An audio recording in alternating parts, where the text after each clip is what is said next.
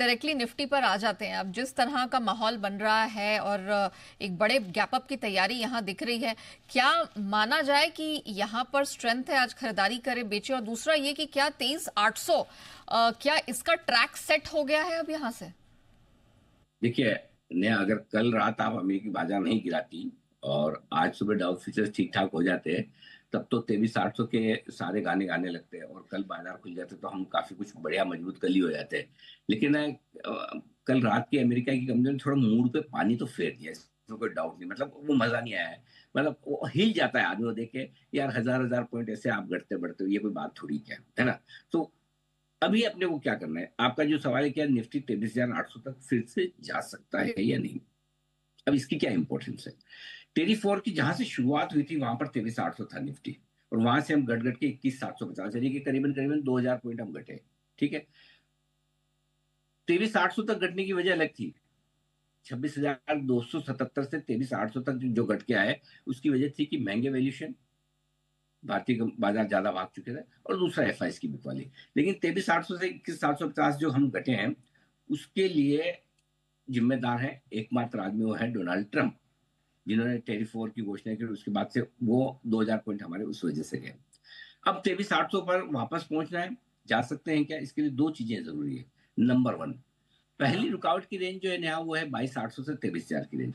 इसके ऊपर हमें बंद होना जरूरी है। ठीक है, अगर इसके ऊपर बंद होगा तो हम पहली बाधा पार कर लेंगे, और वो बाधा ये होगी कि अब 21,750 आसानी से टूटेगा नहीं।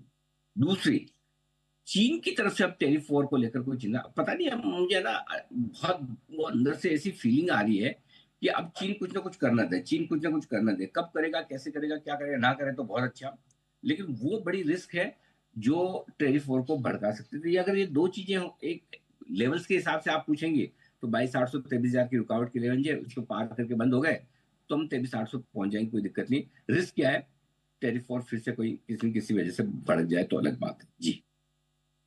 ठीक है सर, ये तो आपने निफ्टी की बात कर ली, लेकिन कौन कौन से सेक्टर्स हैं जो आज खास एक्शन में रहेंगे, जहां नजर रखनी है? देखिए, मेरे ख्याल से आईटी पॉजिटिव रहना चाहिए, क्योंकि नैस्डैक में भी तेजी हुई है नेट नेट 1,000 पॉइंट की, और टीसीएस के रिजल्ट रिजल्ट ठीक ठाक है। आईटी सेक्टर और पिटेगा नहीं। शॉर्ट कवरिंग भी थोड़ी आनी चाहिए, तो आईटी शेयर चलेंगे। आज शॉर्ट कवरिंग वाले के सेक्टर थोड़े ज्यादा एक्शन में रहेंगे। मेटल, ऑटो, इंसुलेशन शेयरों में भी थोड़ी शॉर्ट कवरिंग आ सकती है।